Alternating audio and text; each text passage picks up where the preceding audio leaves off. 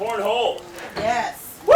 Woo! This morning, those two trailers and hollowed out land. We are building a playground for the children in this community with Kansas City Parks and Rec. 1, 2, 3. What we got is a few different slides. We actually pulled some kids in the neighborhood and actually had them draw some pictures for us to see what they'd like to see in a playground. Right about here is where my son was always wanting to do something. So I'm really excited to have this playground here. We have close to 200 volunteers. We live and work in this community, and we want to make Kansas City the best place it can be. For me, it means getting the kids out involved, meeting new kids in their area.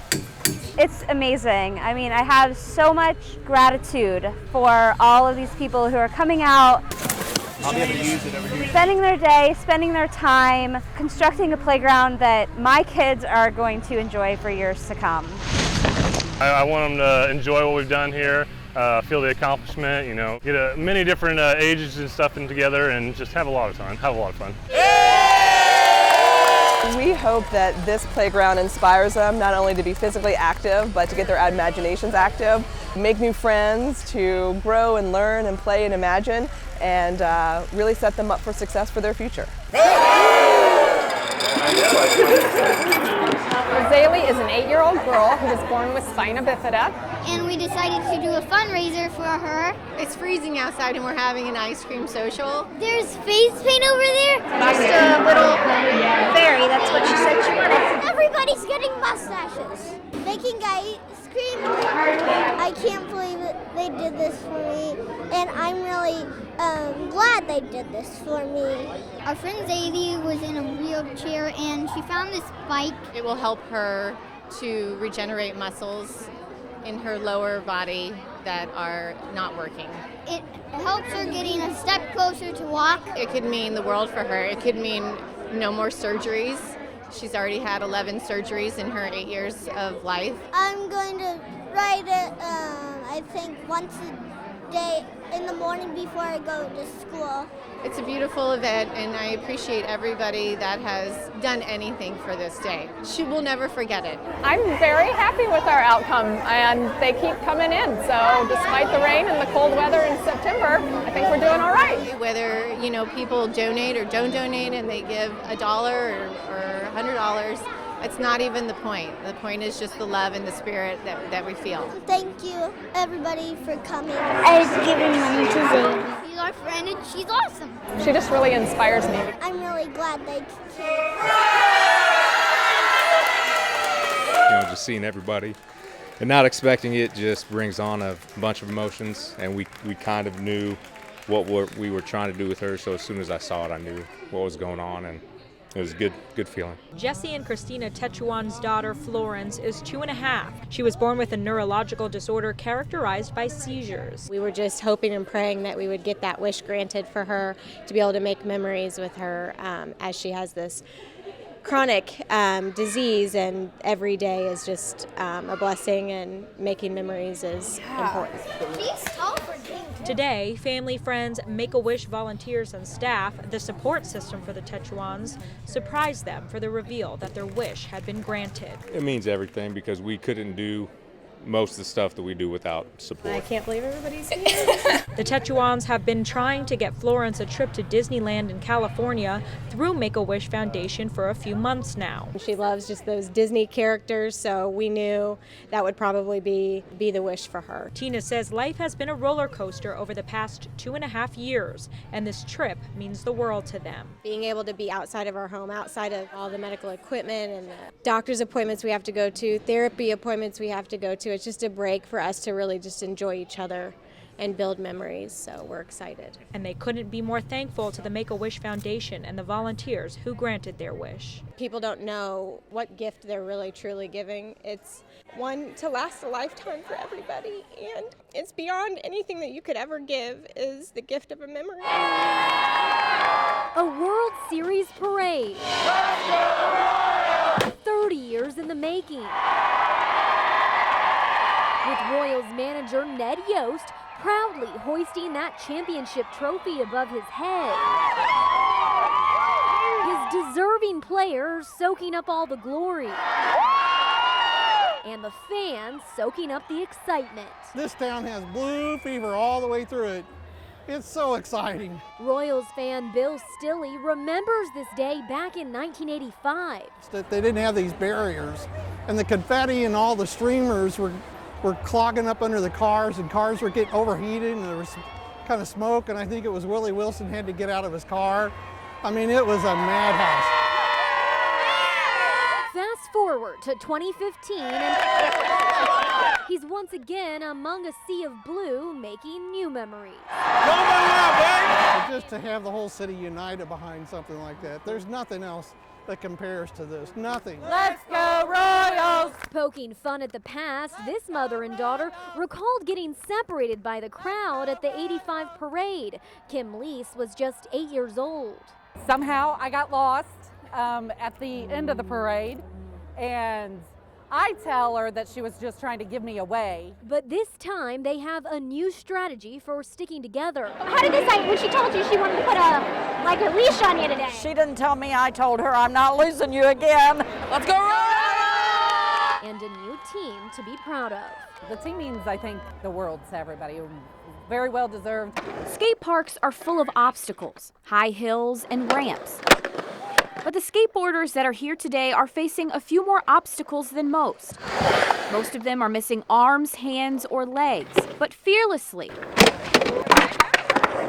Today, they're taking risks. Just because you are in a wheelchair doesn't mean nothing. It means you have a little bit more fun to do. People like 12-year-old Luke Acuna. An accident left him wheelchair-bound, but instead of letting it defeat him, he turned it into a challenge. I was like, oh my God, let's go. Yeah! He came here today to land his first ever backflip. It's the first event put together by Adaptive Sports KC. Ready? A new organization in Kansas City meant to inspire kids with prosthetic limbs. Just to see the kids' excitement. Sorry. It's like giving them a world again. Whether you fall, and even if you think you can't, Acuna has just one message for you.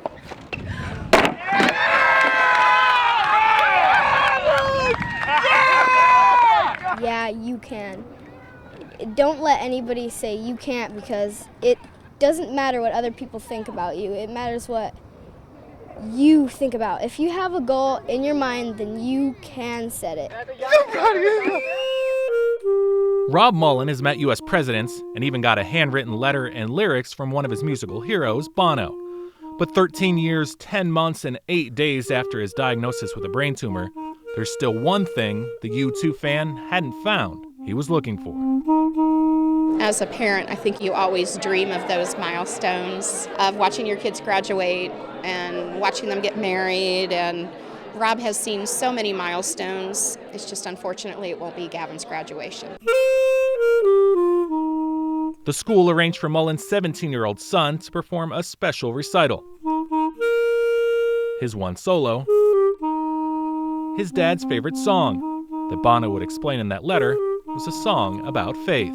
Being able to just do one performance, just me, for him, and my friends, it meant the world to me. But the moving tribute to his dad didn't end there. Put on your time traveler's hats. We are fast forwarding to May of 2018. Gavin would emerge in his cap and gown and be handed the case to a diploma. As we recognize Gavin as the first graduate of the class of 2018. It was always one of those things that I wanted him to see me graduate, and so being able to have that happen was really spectacular. In the midst of all the sad things that happen, there's always something to be thankful for, and today is proof of that. The last few months of Mullen's battle against the disease claimed his ability to speak. You could tell by the smile on his face, this was one of his proudest moments. Senior night is always special, but even more so tonight. For one senior, everyone in this gym is rooting for. Ready? Oh, yeah. You gonna make the first basket? Oh, yeah. All right. It's the moment Sam Rogers has been waiting for. He's always wanted to play, and now he finally gets his chance. The boys' basketball team manager. He works so hard. Sam has never missed a game. Okay. He's always trying to do his best, and that's another good quality of Sam and what he brings to our team. he's used to watching from the sidelines.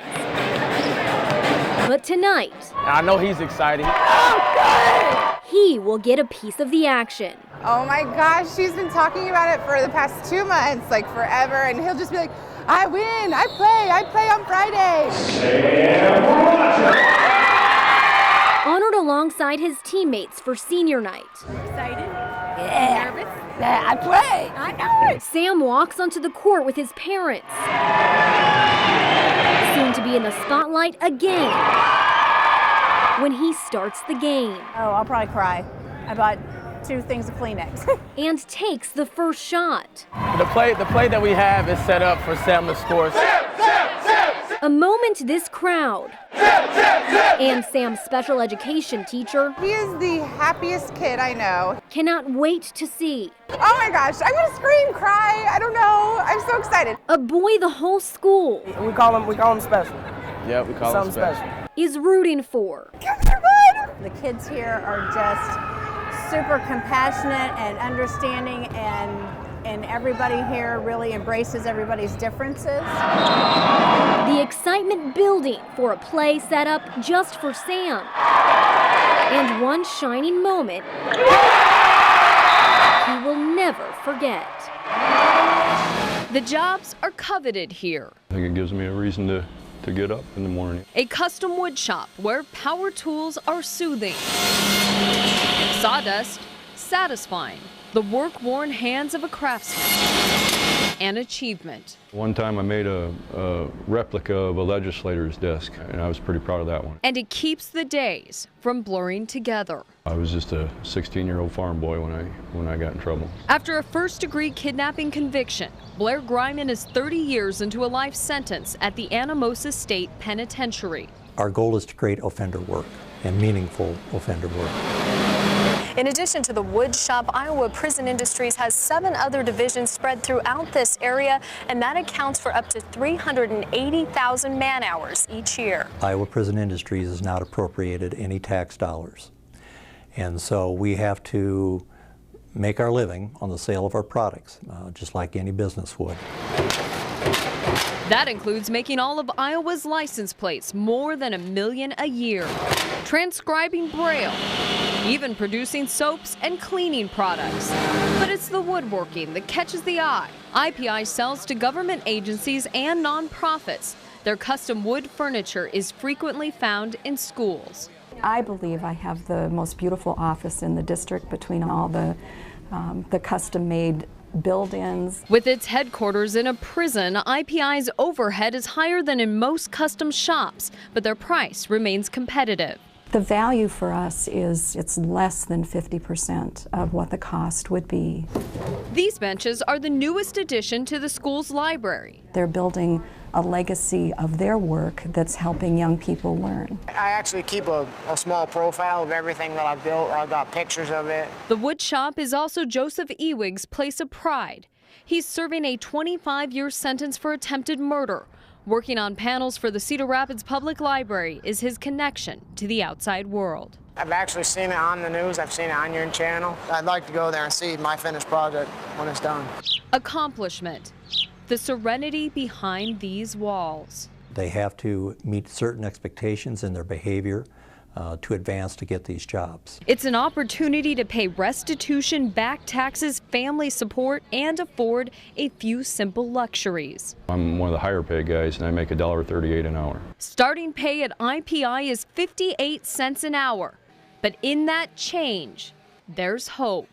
I'm actually planning on investing so that I have something for my future when I get out. Over 90% of these folks will be released at some point. What do you want back?